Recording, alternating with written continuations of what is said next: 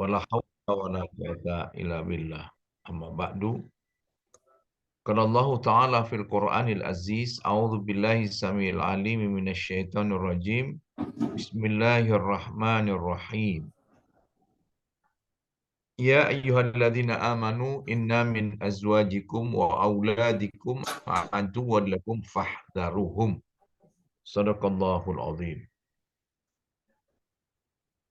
Bapak-bapak, ibu-ibu, jamaah Masjid Darussalam Pondok Nurul Fikri yang dirahmati oleh Allah Subhanahu wa taala. Alhamdulillah, pada pagi hari ini subuh kita bisa melanjutkan kajian parenting tentang tantangan dan cara menanamkan nilai-nilai Islam kepada generasi Z atau net. Sebagaimana tempo hari tanggal 12 November yang lalu itu kita sudah menyampaikan bahwasannya satu hadis yang diriwayatkan oleh Ad-Dailami ada 5 tantangan yang sudah dibahas. An Anas bin Malik radhiyallahu an qala Rasulullah sallallahu alaihi wasallam al-mu'minu baina khamsus sadaid. Dari Anas bin Malik radhiyallahu an ia berkata bahwa Rasulullah Muhammad sallallahu alaihi wasallam bersabda, setiap mukmin itu dihadapkan pada 5 ujian atau 5 musuh. Mukminun yahsuduhu. Yang pertama adalah mukmin yang hasad kepadanya. Yang kedua, wa munafiqun yubghiduhu. Yang kedua yaitu orang munafik yang membencinya, ghadab. Yang ketiga, wa kafirun yuqatiluhu. Orang kafir yang memeranginya.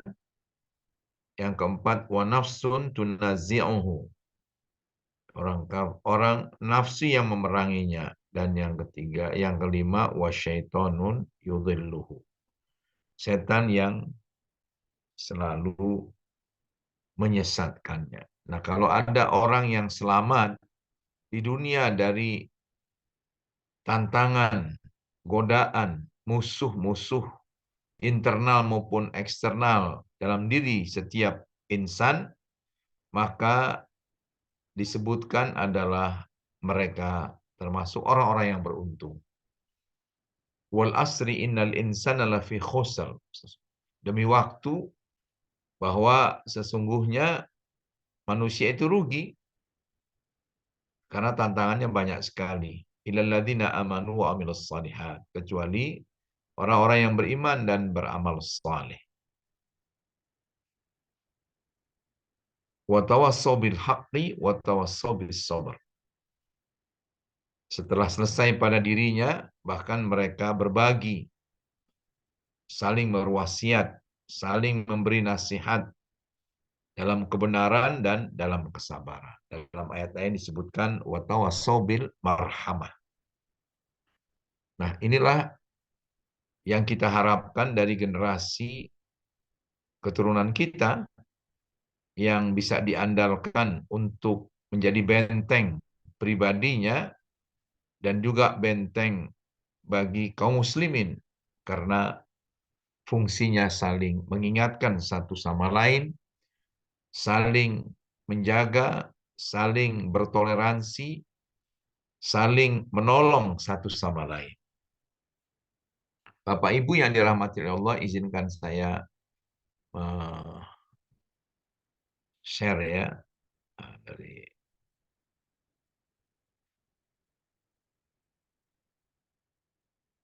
ini.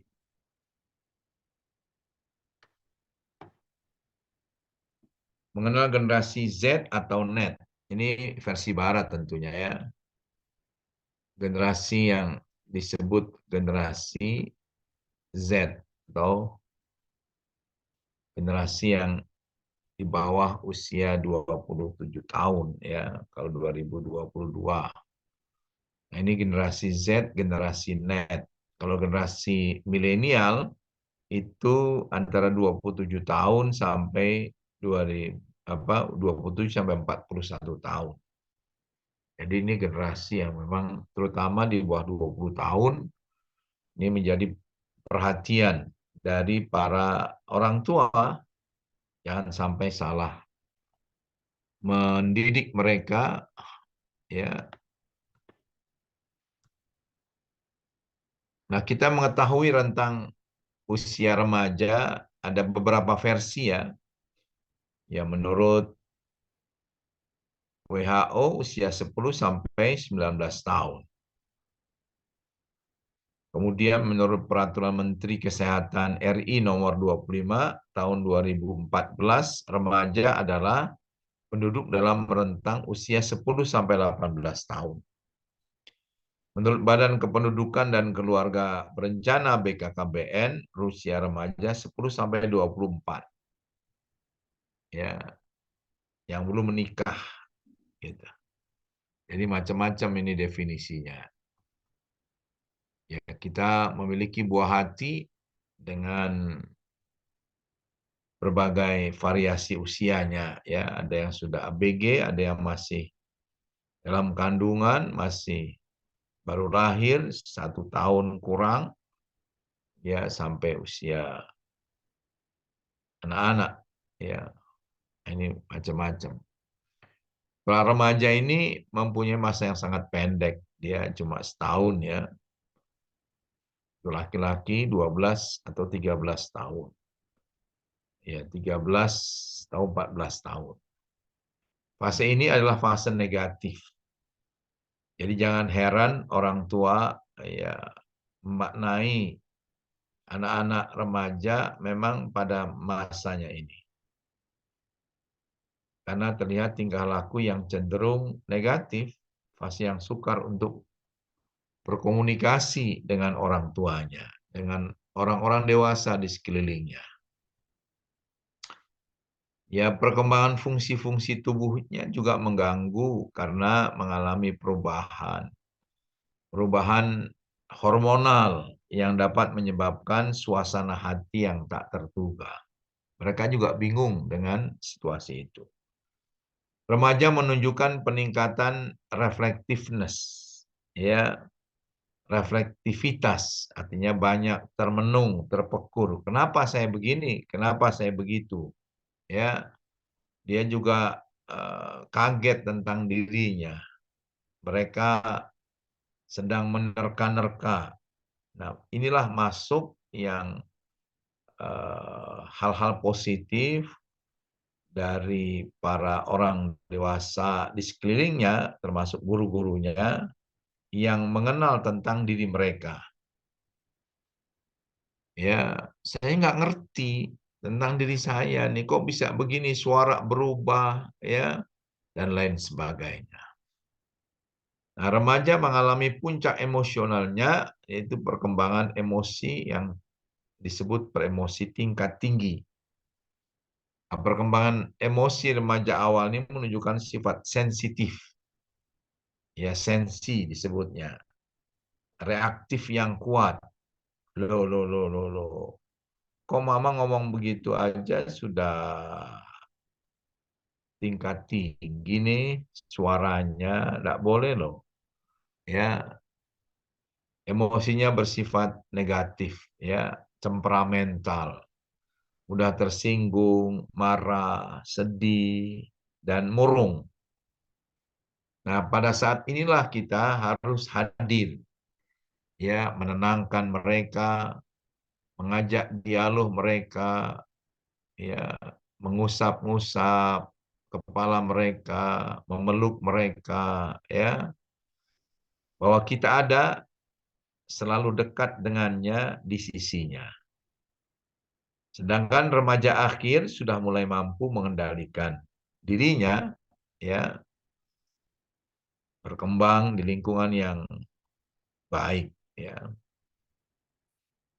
Nah, memang ini dalam pendidikan bi'ah salihah itu sangat menentukan.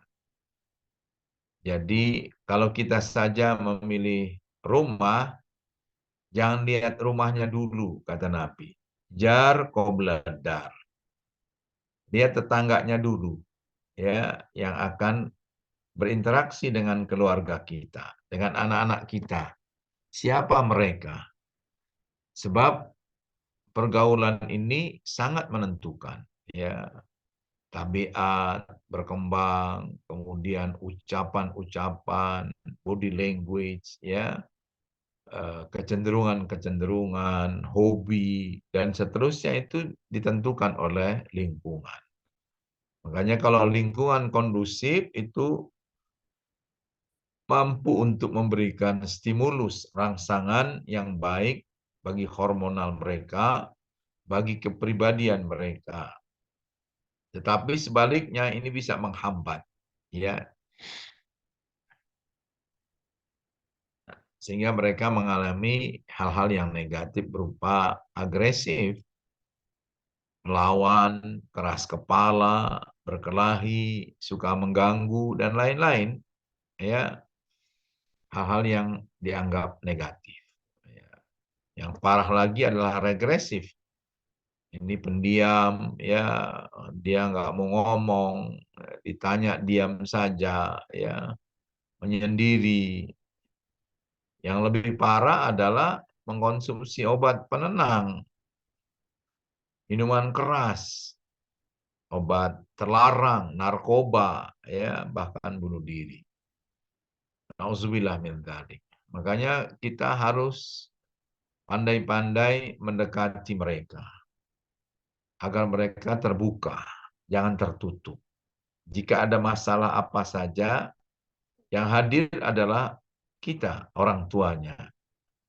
Orang tua yang menyayangi mereka, orang tua yang merengkuh hati mereka, orang tua yang dekat dengan mereka, mau menjadi curhatan mereka. Jangan sampai berkomunikasi dengan cara-cara yang membuat mereka lari. Ya, jangan memberikan kesimpulan-kesimpulan, ya, komunikasi yang justru menghambat komunikasi selanjutnya. Jadikan mereka nyaman bersandar kepada kita, senang berkomunikasi dengan kita, terbuka dengan apa yang mereka alami, ya. Nah, fenomena negatif, ya, generasi disebut generasi galau, makanya disebut generasi stroberi, ya. Indah dipandang, kecil, merah, ya, tetapi rentan, mudah hancur, gitu. Generasi galau. Ya, banci sosial, dia murung, dia tidak gentle, ya. Dia tidak mau bergaul dengan sesamanya, terutama di lingkungannya. Kalau teman-teman sekolah juga pilih-pilih. Ya, makanya kita harus membuka komunikasi. Mas, teman kamu siapa aja? Nggak usah nanya. Ya, siapa aja teman-teman kamu, Mas? Ya, Putri Abi ini punya punya siapa aja nih temannya nih? Ada nggak teman cowoknya? Ya, gitu-gitu. Ya, ajak ngomong, ajak bicara, ajak eh, ke resto dan sebagainya itu untuk terbuka. Tidak produktif, ya, bahkan konsumtif dan destruktifnya bahaya, ya. Mereka cenderung konsumtif, perginya ke mall bersama teman-teman seangkatan, teman-teman akrabnya, hahaha, itu.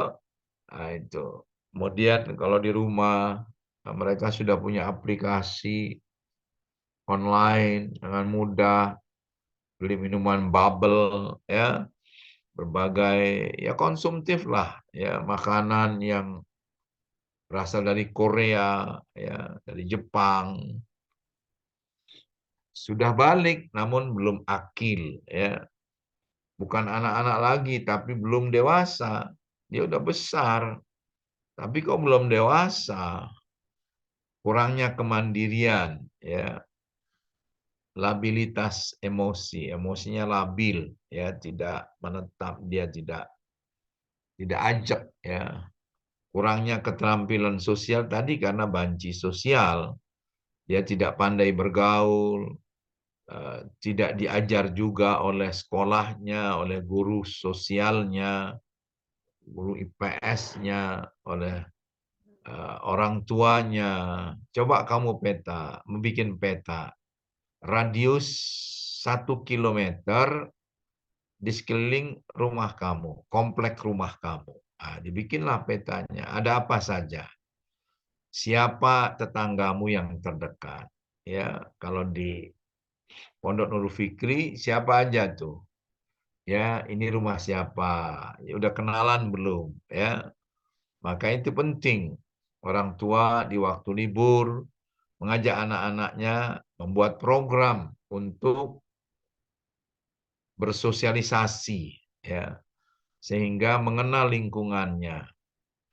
Ayo, di mana masjidnya, di mana kolam renang, di mana ada uh, pujasera, di mana ada gereja, tempat ibadah orang-orang Nasrani, di mana ada pura, ya, di mana ada wihara, di mana ada rumah sakit, ada klinik, ya. Kemudian kalau emergensi kemana, telepon-telepon yang harus, nah kayak seperti itu keterampilan sosial mesti dilakukan. Gamang terhadap keyakinan, nah, ini yang bahaya. Padahal menurut Allah Subhanahu wa taala, orang yang sukses di akhirat adalah yang dia tidak mampir ke neraka dan masuk surga. Waman zuhzi'a 'anil nar wa udkhilal jannah faqad faz. Nah, kalau wanita saja yang cantik, yang kaya, yang keturunan ningrat, ya, darah biru, gitu, ya, yang status sosial orang tuanya sangat tinggi karena dia mungkin eselon 1, dirjen, ya, sekda, bahkan wali kota, bupati, ya. Nah, yang keempat adalah yang baik agamanya, ya, tungkahul mar'atu li arba'in, limaliha wali hasabiha wali jamaliha wali diniha fadfar bidzatid din taribat yada. Ya, jadi dalam kehidupan ini yang rahmatan lil alamin adalah Islam. Agama kita yang memang menebarkan keselamatan, menebarkan kedamaian. Kita lihat dalam skala negara banyak orang-orang asing masuk Islam dengan mengenal penduduk di Qatar. Walaupun mereka cuma 300.000. Ya, selesai nonton bola, ya, tamu adalah kehormatan. Tamu adalah orang-orang yang harus dimuliakan, ya. Maka mereka membawa kopi, membagikan teh, membagikan kurma, membagikan makanan-makanan yang mereka buat sendiri. Ini nggak ada di Eropa, nggak ada di Amerika, ya. Ini secara gratis, free, gitu. Makanya ribuan orang masuk Islam tuh, ya. Nah, ini agamanya. Wanita disuruh dipilih sebagai pasangan hidup adalah fadfar bidzatid, ya, dari 4 opsi itu, ya, pilihlah agamanya karena yang lain 0. Nah, poin agama adalah 1, dia bernilai, tidak 0. cantik dia jadi 10. Keturunan baik-baik dia dari keluarga yang terhormat, ya, dihormati oleh Allah, dihormati oleh manusia, nah, itu jadi 100. Kemudian dia kaya raya, ya, punya harta yang banyak, 1000. Tapi kalau tidak ada agama, semuanya nol. Nol tambah nol tambah nol. Mau nol kali nol kali nol kali nol, nol. Ya toh? Nah, ini adalah jangan sampai gampang. Makanya bagaimana kita menanamkan diri mereka. Nah, kalau mereka dalam usia dini sudah mengenal agama dengan cara-cara yang diajarkan oleh baginda Rasulullah secara smooth, tidak dipaksa, la ikraha fiddin, tidak ada paksaan dalam agama, tetapi make sense, masuk akal, merasa nyaman. Nah, itu adalah mereka akan menerima. Kalau sudah mereka nih ABG terima agama Islam, keyakinan itu sampai wafat mereka mempertahankan keyakinannya itu. Seks bebas, LGBT, ya toh, mereka sudah merambah, ya, di Depok, DKI, ya, yang dekat dengan kita. Kemudian narkoba, Masya Allah, ya, gangguan psikologis yang terkait dengan hal-hal yang berubah dalam dirinya. Nah, tadi sebuah komparasi perbandingan antara akil dan balik. Kalau akil ini berdasarkan akalnya, kalau balik fisiknya. Jadi akil itu mental. Ini biasanya pengaruh pendidikan yang baik. Baik itu pendidikan formal maupun non formal. Ya, baik pendidikan informal di keluarga, ya. Jadi orang tuanya mengajarkan tata krama, adab, ya, bagaimana memasuki pintu kamar orang tua, masuki kamar adik-adiknya. Dia punya adab, dia punya cara, dia punya aturan yang disepakati, ya.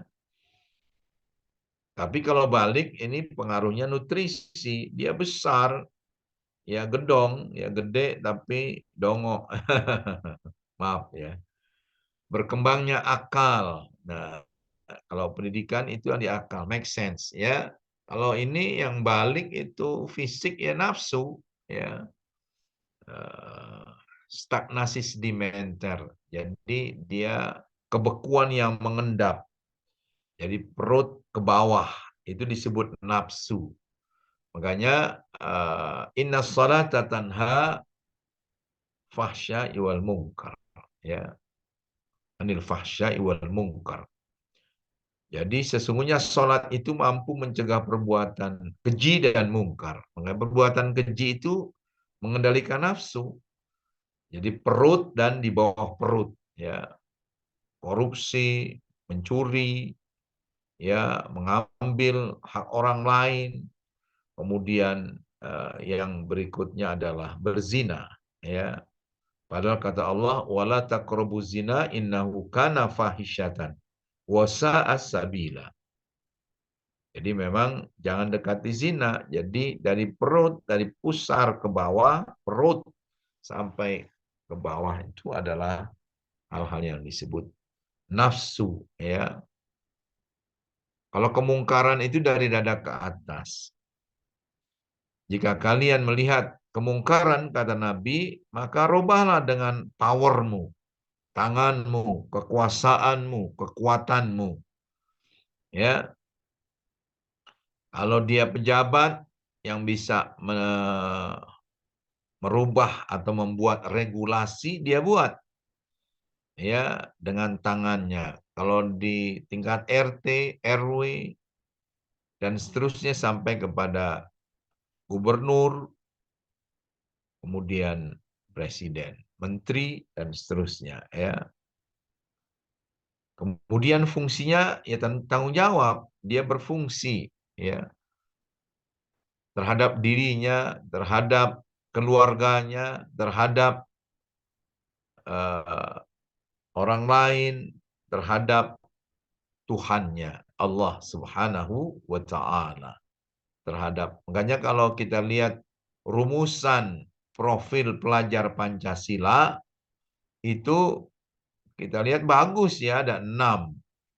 Yang pertama adalah beriman dan bertakwa kepada Tuhan Yang Maha Esa dan berakhlak mulia, bertakwa kepada Tuhan Yang Maha Esa dan berakhlak mulia. Itu fungsi tanggung jawab tuh. Kemudian disebut lagi gotong royong, berkebinekaan global, ya. Kemudian kreatif, mandiri, ya, dan bernalar kritis. Ya, bagus semua tuh, ya. Nah, itulah Islami sesungguhnya, ya kan? Yang pertama adalah beriman dan bertakwa. Katakan kepada mereka bahwa harga iman ini nggak semuanya orang dapat hidayah, dapat taufik dari Allah Subhanahu wa Ta'ala. Jika kalian beriman kepada Allah, harga iman kalian itu very expensive, sangat mahal. Dibanding apapun dengan yang ada di dunia, iman kalianlah yang sangat mahal. Ya, pertahankan nak, gitu. Karena ayah dan ibumu, karena abi dan umimu, karena mama dan papamu, engkau keturunan dari kaum muslimin, orang yang berserah diri kepada Allah. Nah, itu harus disyukuri. Berapa harga iman kita? Allah berfirman, A'udzubillahi minasyaitonirrajim, innalladzina kafaru wa matu wa hum kuffarun wala yuqbala min ahadihim mil'ul ardi dzahaban walau iftadabi. Dalam surat Ali Imran ayat 91, Allah Subhanahu wa Ta'ala mengatakan, sesungguhnya orang-orang kafir. Ini orang non-muslim, jika Allah mengatakan di luar Islam, di luar kaum muslimin adalah kafir, jangan emosi. Itu kasar sekali ya, katanya gitu. Ya, kasar sekali kaum Islam itu mengatakan, kami kan orang beriman juga. Kami pergi ke gereja, ke sinagog Yahudi, ya. Ketemu ke vihara, bertemu dengan masuk beribadah di pura dan seterusnya dan seterusnya. Kelenteng. Kami bukan orang kafir, kami bukan ateis, begitu. Ya, arti kafir itu secara bahasa kafaro yukafiru kufron. Ya, kafir. Itu artinya yang menutup, gitu. Islam adalah kebenaran, Allah kebenaran, sumber kebenaran. Al-Quran sumber kebenaran, ya, yang berasal dari wahyu Allah Subhanahu wa Ta'ala. Oleh karenanya, orang yang tertutup hatinya itu tidak mengenal Allah, tidak mengenal Rasul, tidak mengenal akhirat, disebut tertutup hatinya. Jadi kafarot dalam bahasa Inggris menjadi cover. Ya, majalah itu ada covernya, ada penutupnya yang depan maupun yang belakang. Nah, itu cover. Cover itu penutup. Nah, hati yang tertutup itu adalah disebut hati orang-orang kafir yang tidak mau menerima ad-dinul Islam. Kebenaran, walaupun mereka dulu disumpah oleh Allah dalam ruh. Alastu birabbikum, seluruh ruh dikumpulkan oleh Allah. Allah bertanya, alastu birabbikum, qalu bala syahidna. Apakah aku ini Rabb kalian yang menciptakan kalian, yang memberikan rizki kepada kalian dan yang menjamin kalian? Qalu bala syahidna. Benar, engkau adalah Rabb kami dan kami menjadi saksi. Maka di dunia ini kita paling tidak ketika sholat 5 kali sehari semalam minimal kita mengucapkan dan mengulang-ulang kesaksian syahadatain itu 9 kali. Isya 2 kali, sholat subuh sekali, duhur, asar, maghrib 2 kali. Jadi yang sekali cuma subuh. 4 kali 2, 8, tambah subuh 1, 9. Ditambah lagi kalau sholat rawatib, sholat sunnah qiyamul lail, tambah sholat duha, sholat hajat, sholat tasbih. Ya banyak mengucapkan syahadatain. Itu adalah pengulangan ketika kita diambil sumpahnya oleh Allah di alam ruh. Kemudian kita di dunia mengulang-ulang itu. Ya, ini tanggung jawab kita. Reproduksi, ya kalau untuk yang fisik balik, ya karena reproduksi saja itu dia sudah mampu, ya apa namanya, menghasilkan anak, ya kalau dia wanita, laki-laki, spermatozoid. Nah ini reproduksi. Kalau akil itu tanggung jawabnya mandiri, ya dia berupaya untuk mengatasi persoalannya sendiri. Jika dia mampu maka dia melakukan itu.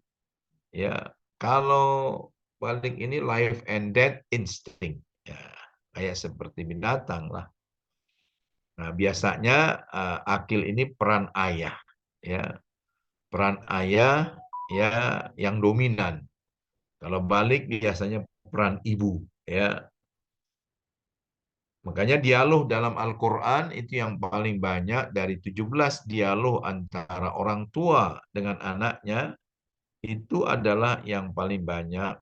14 adalah dialog antara ayah dan anaknya. Ya, disebutkan 14 dari 17.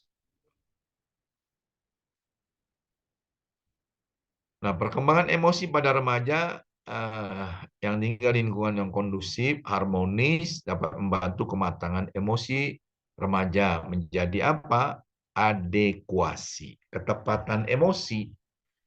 Mereka penuh cinta, mawaddah, warahmah, kasih sayang, simpati, ya, empati. Subhanallah.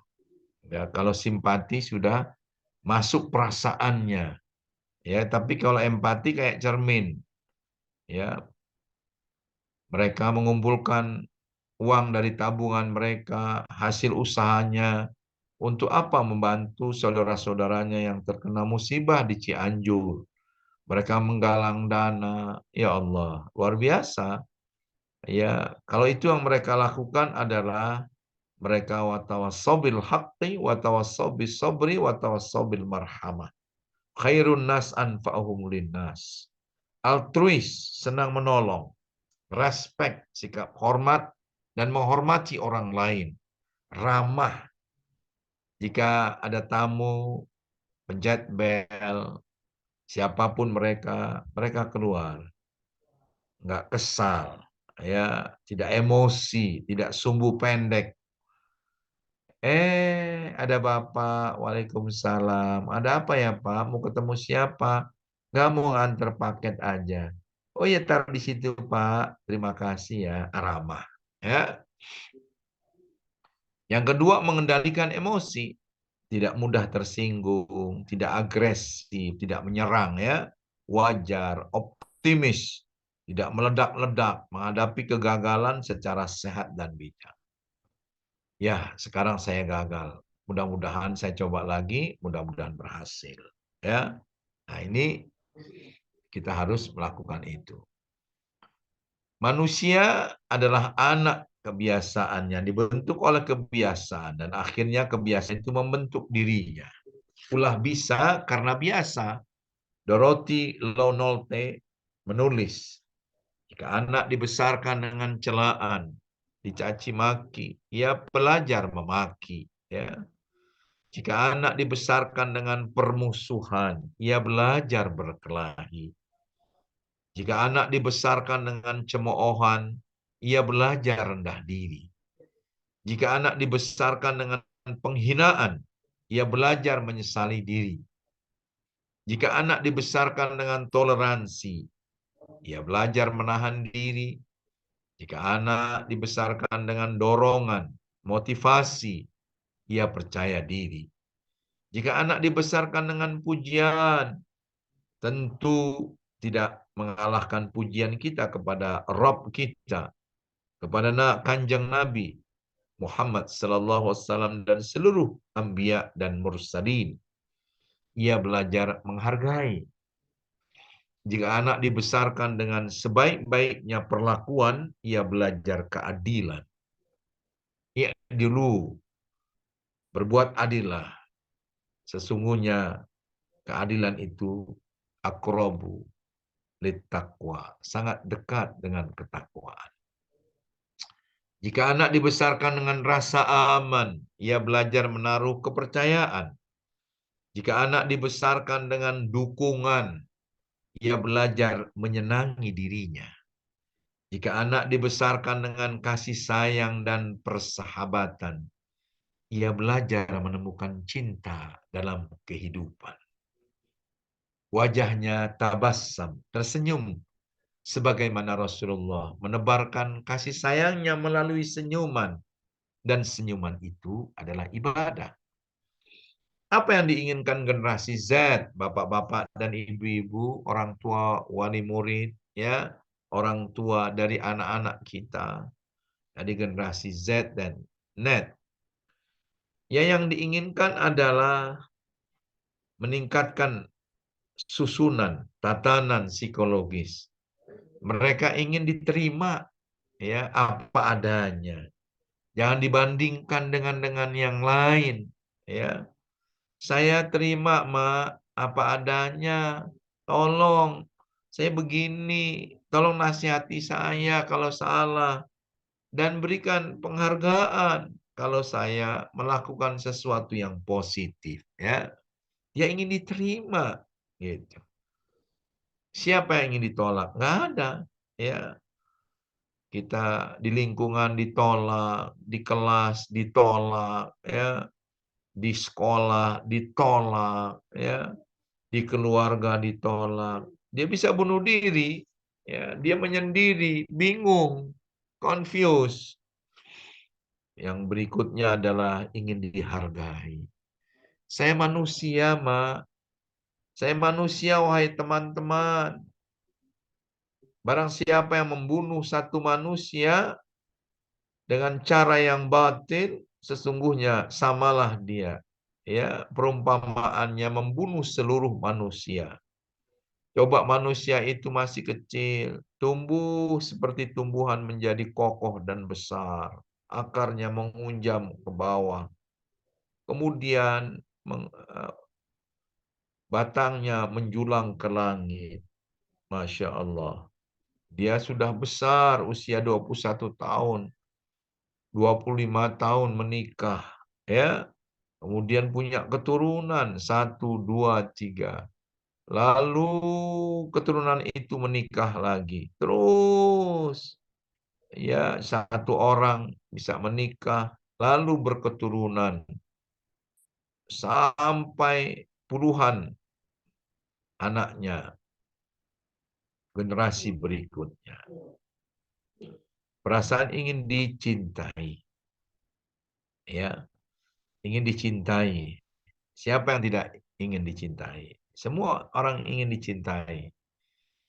Ya, coba seorang pemimpin datang, disambut, ya, senang gitu. Kalau dicuekin, diacuhkan, tidak senang lah. Kita juga orang dewasa sama. Penilaian positif dari orang lain, tidak negatif. Nah, ini yang diinginkan kejiwaan remaja. Nah, kalau mereka diperlakukan seperti ini, mereka respect kepada kita, hormat kepada kita.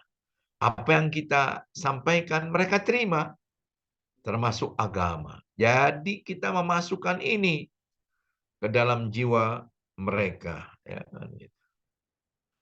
Perkembangan sosial remaja, remaja mengalami perkembangan kemampuan untuk memahami orang lain, social cognition, dan menjalin persahabatan. Tadi sudah disinggung sedikit, ya.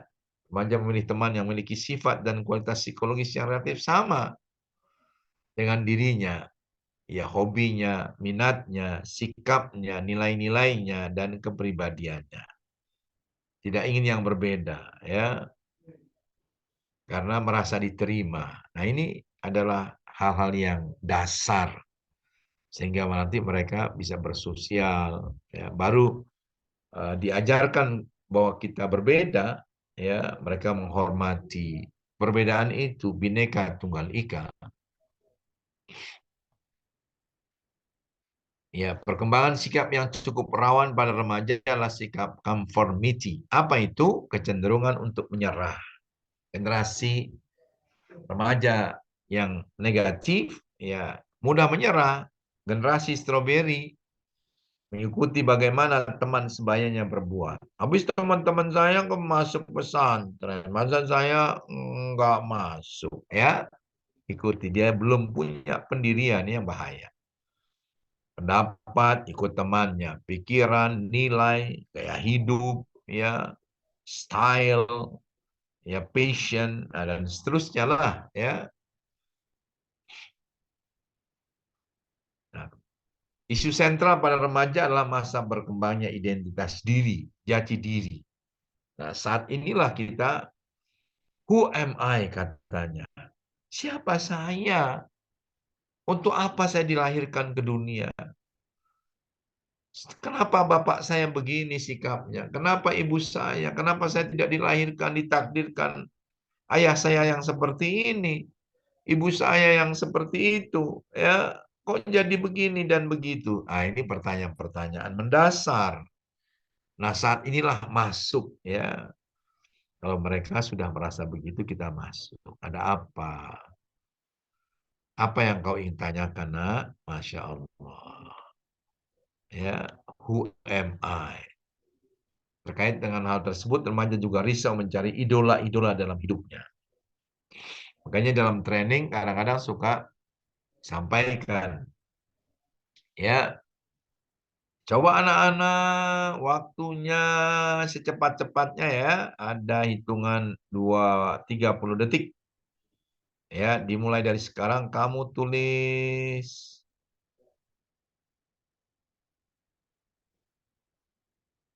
artis Korea sebanyak-banyaknya.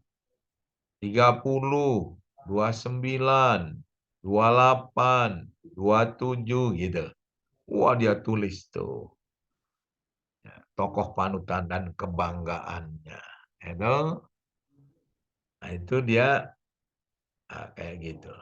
Nah, kemudian, oke, siapa yang paling banyak kasih hadiah, ya kan? Nah, berikutnya lagi, coba di balik kertasnya itu tulis. Sebutkan para sahabat, 10 orang sahabat Nabi Shallallahu Alaihi Wasallam yang dijamin masuk surga. Bisa menjawablah 4. Abu Bakar Siddiq, Umar bin Khattab radhiyallahu an, Sayyidina Uthman bin Affan, Sayyidina Ali bin Abi Thalib, ya kan? Berikutnya siapa? Ya, nggak paham. Bahkan ada yang kurang dari 4, ya kan? Nah, ini baru masuk momen. Ya, nanti manusia itu akan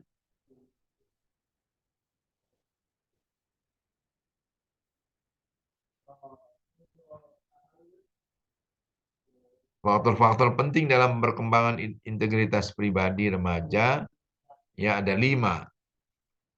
Pertumbuhan fisik semakin dewasa membawa konsekuensi untuk perilaku dewasa pula. Yang kedua, kematangan seksual berimplikasi kepada dorongan dan emosi. Makanya kata Nabi, ya ma'syarasy syabab, man istata'a minkumul ba'a falyatazawwaj fa innahu aghaddu lil basar wa ahsanu lil faraj. Sebentar.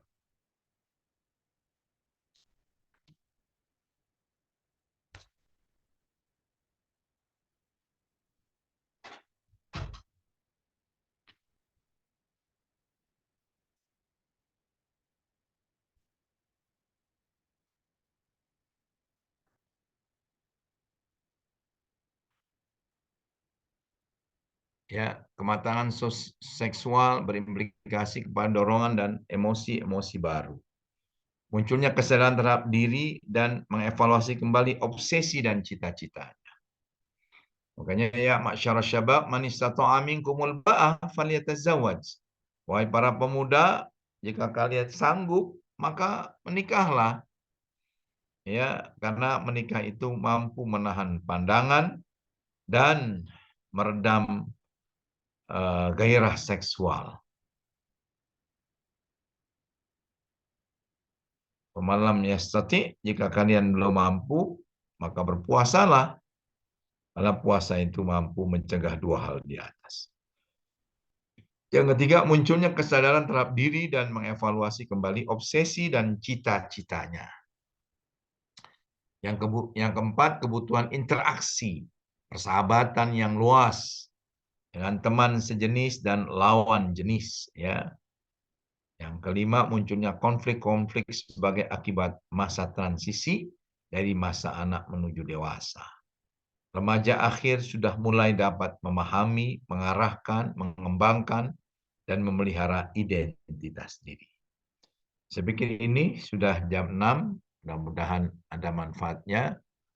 Ya, kita harus dekat dengan mereka, memahami kebutuhan-kebutuhan perasaan psikologisnya. Nah, dari situlah kita mulai memasukkan pelan-pelan tentang arti kehidupan, menjelaskan fase-fase nanti. Bagaimana menjelaskan kepada mereka tentang kehidupan ini yang make sense, ya, sesuai dengan hadis. Demikian, lebih kurangnya mohon maaf. Assalamualaikum warahmatullahi wabarakatuh. Waalaikumsalam warahmatullahi wabarakatuh. Ya, jelaslah atas paparan apa namanya mengenai parenting. Langsung saja tadi karena udah 6:04 ini ada 3 pertanyaan dari chatting. Jadi kayaknya pertanyaannya agak saling berhubungan. Jadi mungkin saya bacakan semua dulu ya. Nanti jawabannya sekali jawab bisa di sekali dayung 30 terlampaui. Jadi ini pertanyaan yang pertama dari Pak Yogi, Pak Supayogi. Ini pertama kali beliau menyampaikan jazakallahu khairan atas ilmunya. Ini pertanyaan, secara kondisi finansial generasi anak-anak kami tidak menghadapi seperti yang saya hadapi ketika saya tumbuh besar. Kondisi yang bisa dikatakan terbatas pada saat itu ya, sama dengan saya lah ini kasusnya. Sehingga saya melihatnya mereka kurang tertantang menghadapi hal ini.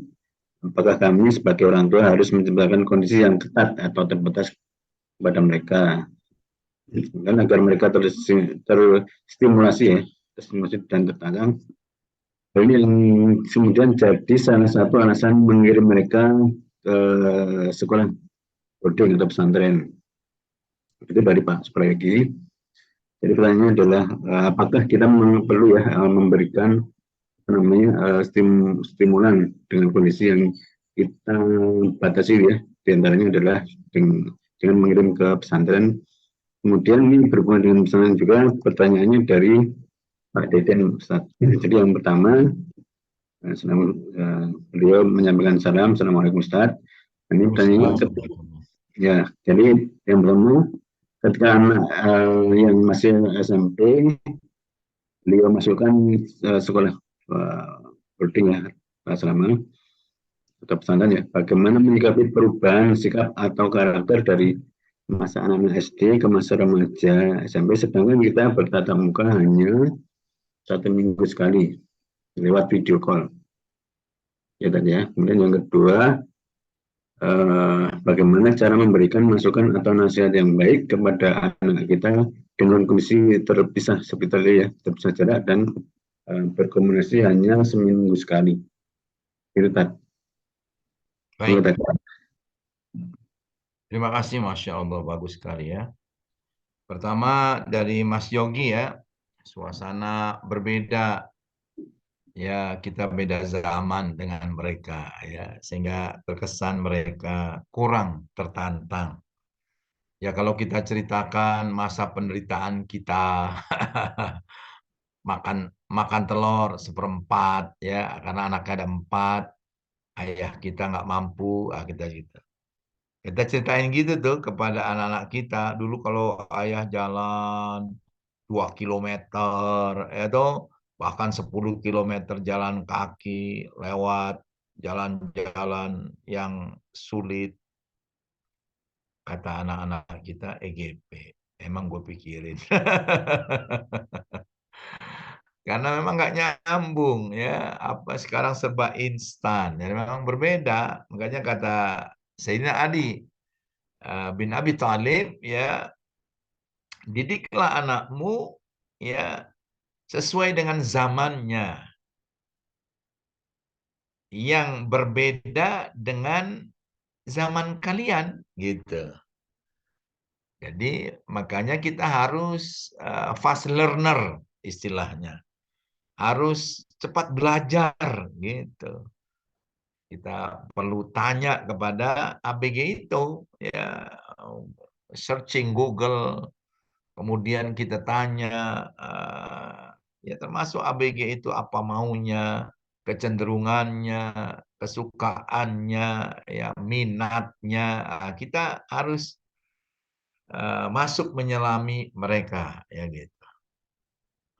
Nah makanya karena kurang tantangan dimasukkan ke dalam sekolah boarding school, ya, boarding berasrama 24 jam sehingga kurang ketemu nih gitu, gimana cara menanamkan, eh, memberikan challenge, tantangan kepada mereka, ya, ya haruslah. Yang pertama adalah bahwa hidup ini ujian. Ya, ahasiban nasu ayyutraku ayyaqulu amanna wa hum la yuftanun. Apakah kalian mengira, kata Allah, mengatakan kami beriman sementara mereka belum diuji? Ujian itu ada dua, ya, bisyarrin atau uh, su'an bala, atau yang kedua balaan hasanah. Ada ujian yang buruk dan ada ujian yang baik, hasanah. Ya, itu semuanya ujian. Jadi refleksi iman itu dua. Kalau diuji oleh Allah dalam kebaikan, ya, nilai bagus, lancar semua, ya. Ayah kita ngirimin uang di ATM, itu kemudian wah pokoknya berjalan sesuai dengan harapan, itu adalah balaan hasanah, ujian yang baik, maka disikapi dengan syakar. Ya, ajaban li amril mukmin, ajaib, hebat, mengagumkan orang-orang yang beriman itu, kata Nabi Shallallahu Alaihi Wasallam. Inna kullahu lahu khair. Sesungguhnya eh, perbuatan apapun, ya, dipandang baik oleh orang beriman. Walaisa li ahadin illa lil mu'min, dan itu nggak kejadian kecuali orang-orang yang beriman. Wa in asobathu sarra'u syakara fakanat khairan lah. Jika dia mendapatkan kenikmatan sesuai dengan harapan, keinginan, ya, kalau bapak-bapak naik pangkat, naik gaji, ya, posisi yang strategis di kantor, ya, dan sebagainya dan sebagainya. Itu adalah ujian kenikmatan, bersyukur, dan itu baik baginya. Wa in asobat darra'u, jika diuji kesempitan, ya, dan nyesek dada kita, mobil baru beli hilang, atau baru selesai cicilan 3 tahun hilang, asuransi nggak ada, dulu always, ya, akan diganti oleh asuransi, ini nggak ada, hilang. Aduh nyesek banget gitu. Makanya doanya Allahumma ajirni fi musibati wa akhlif li khairan minha. Jadi apakah perlu Pak Ustadz anak-anak di challenge? Perlu, ya, ujian ini, ya. Makanya saran saya berulang-ulang berkali-kali, ya, karena pertemuannya cuma seminggu. Ini ada yang sebulan sekali, bahkan 2 bulan sekali. Gimana tuh memberikan challenge-nya, ya? Nah, kita harus tahu keadaan anak itu kita ketika kita video call, ya. Dia kita tanya lah selama seminggu ini. Kalau kita bisa berjumpa offline, kita juga bisa melihat catatan mereka. Jadi di dalam untuk mengetahui secara gampang gambaran perasaan mereka di boarding itu uh, seperti apa. Ya kalau bisa dikasih lembaran-lembaran setiap hari itu hari, tanggal, gitu kan. Nah, pertanyaannya adalah bagaimana perasaanmu hari ini, sayang?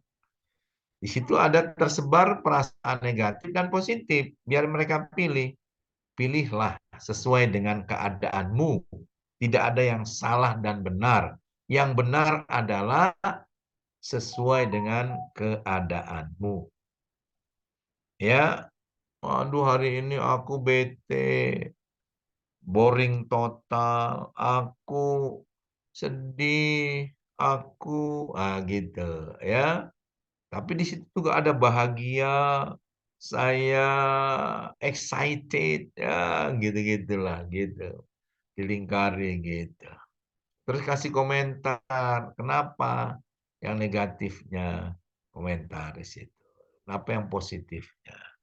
Nah, kalau seminggu itu ya kalau sekarang pakai Google Form lah gitu ya. Bapak Ibu pandailah membuat Google Form, kalau enggak ya tinggal pesen aja. Anak-anak kita juga jago bikin Google Form. Ya, sehingga ke setiap hari kita bisa memantau keadaan perasaan mereka, belajar mereka, prestasi mereka. Ya, kita juga punya musyrif ya, musyrif musyrifah. Kita kenal baik dengan mereka, kita berikan reward ya, kemudian kita dan sebagainya berdialog, memberikan informasi ya. Tolong ya Bu, ya Pak, ya. Tolong diisi menurut pengetahuan Bapak tentang anak kami. Terima kasih, ya kan? Rasa syukur kita karena dibantu, ya. Nah, kayak kayak gitulah. Nah, kemudian kita lihat nih, wah, anak kita seminggu nih sedih melulu nih. Gimana nih? Gitu. Jangan nasihat. Nah, ini ada 12 komentar komunikasi yang membuat menghambat anak, ya kan?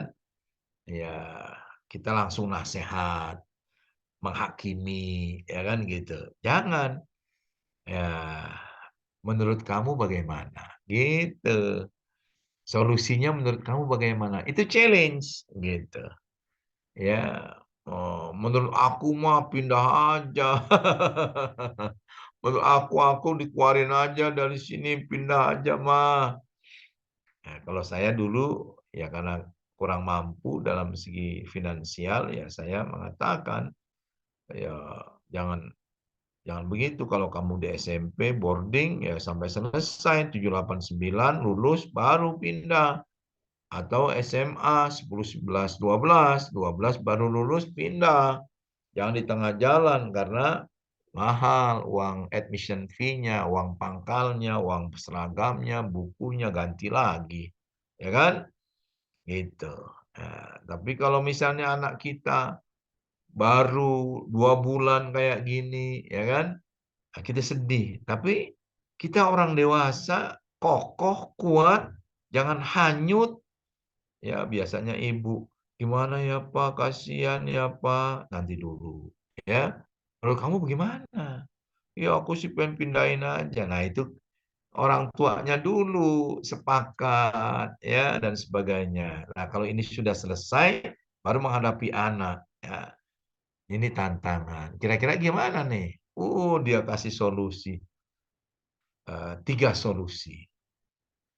Bapak dan Ibu setuju nih ya terhadap solusi 1 dan 3. Tapi nomor 2 coba pikirkan lagi. Ya, kira-kira bagaimana nih? Kalau 1 dan 3 oke lah. Kita setuju. Ya Mah ya. Oke nih, bagus kamu nih gitu. Itu bentuk-bentuk challenge ya. Dia bisa mandiri, dia bisa bertanggung jawab mengatasi persoalannya sendiri ya, dengan kreativitasnya, dengan iman yang ada dalam hatinya. Pesantren memberikan nilai-nilai, values ya, nilai agama yang bagus. Nah, kayak gitu. Nah, kalau misalnya dia belum memberikan solusi, kita arahkan. Kira-kira bagaimana nih? Masa kayak gitu aja nyerah sih? Kira-kira bagaimana? Ayo, memang parah. Siapa aja sih yang musuhin kamu? Ya, ini saya gini dibully. Dibulinya seperti apa? Ya dikata-katain pendek, dikatain ini fisik saya begini ya dan sebagainya. Pelajaran saya nggak nyampe, nilainya jelek, apa saya dibully. Atau kalau saya nggak ngasih, ya itu di-i'rab, didetailkan, ya. Nah, kemudian cari solusi. Ayo kita cari solusi, gitu. Kalau video call, ya, mamanya udah nangis saja, ya, jangan, harus kokoh, gitu. Nah, itu bentuk-bentuk challenge, ya. Nah, kemudian eh, itu dalam kehidupan. Kemudian apalagi? Ya kadang-kadang mama kirim kemarin seorang ustadz tuh semalam cerita panjang sama saya, anaknya yang kuliah di Jawa Timur itu kadang-kadang kan nggak dikirim uang segala macam. Dia mengatasi sendiri, dia jual mie, jual goreng, nasi goreng dia bikin 15 bungkus laku gitu. Masih sempat nak, nanti pelajarannya gimana? Sempat ya. Alhamdulillah, saya punya penghasilan sendiri. Ya, Abi jangan sering-sering ngirim deh. Tuh, ya. Itu tantangan yang dijawab oleh solusi oleh mereka. Jadi tantangan kemandirian, tantangan tanggung jawab, tantangan kreativitas, ya, tantangan keberanian, tantangan prestasi, tantangan organisasi gitu. Ya, apakah kamu masuk organisasi? Kamu jabatannya sebagai apa? Dikasih respect gitu ya.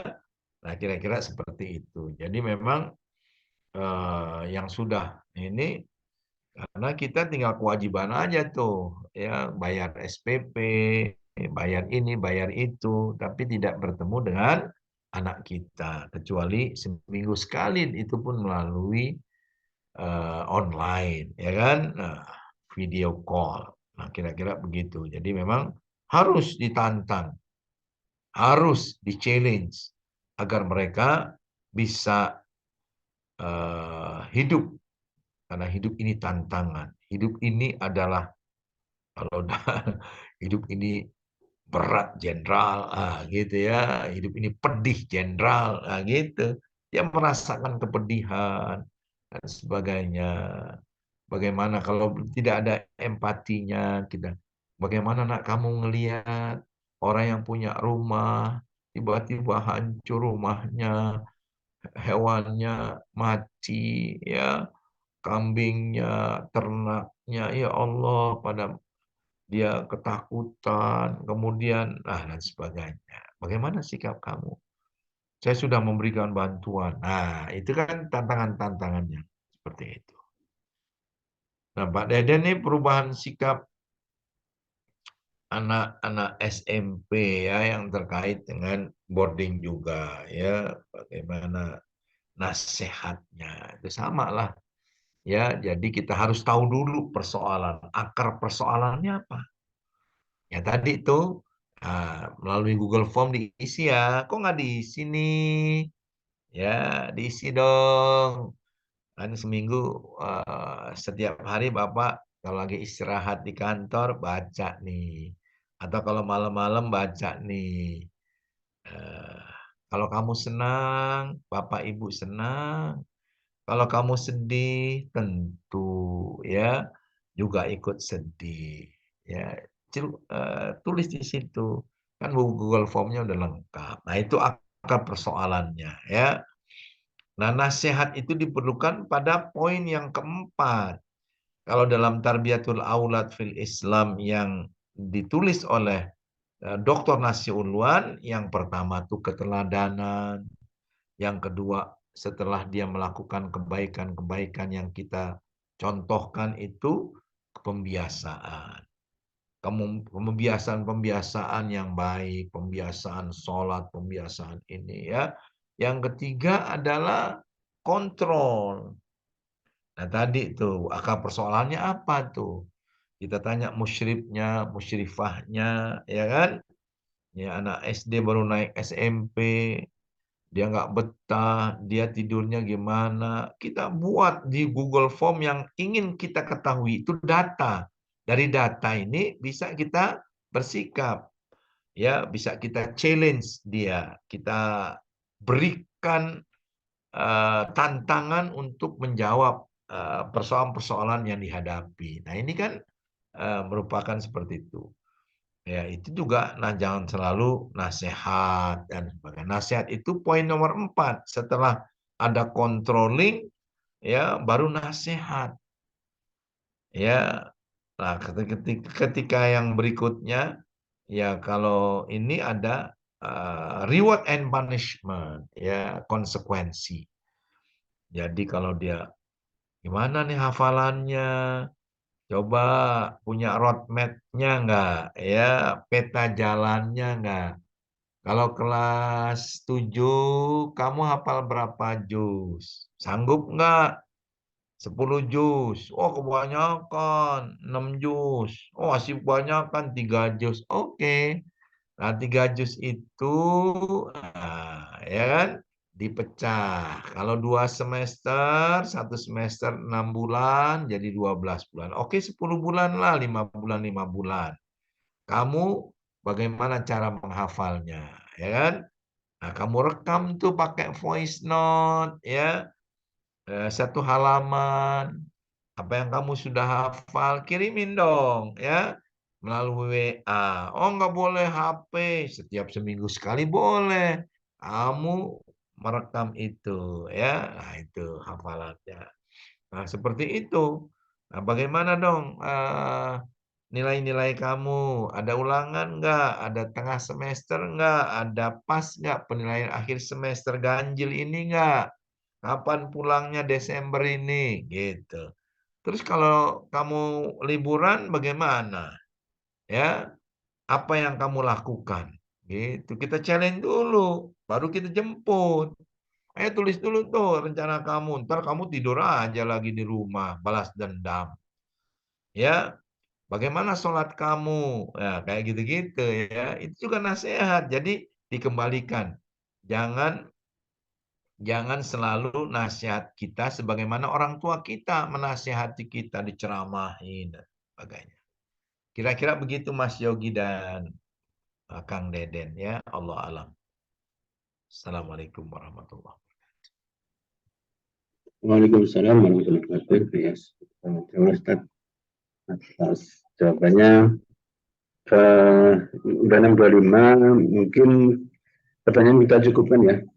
Kalau misalkan dari penanya Pak Jogi sama Pak Deden mau ada tanggapan untuk memperjelas, dipersilahkan. Kita kasih kesempatan 3 sampai 6:30. Kalau untuk pertanyaan baru kita tutup ya tadi ya. Silakan. Ya, boleh. Cukup Pak Yogi dan Kang Deden. Baik, kalau nggak ada tanggapan, kita anggap cukup tadi ya. Baik. Baik, Bapak Ibu semua, alhamdulillah kita sudah Alhamdulillah sudah cukup, Afwan. siap. Oke, ya masih Pak Deden. Baik, kita cukupkan kajian hari ini ya. Alhamdulillah sudah kita sempurnakan kajian parenting bersama guru kita. Gewan, oh Gewan. Dan baik, kita tutup ya dengan doa kifaratul majelis.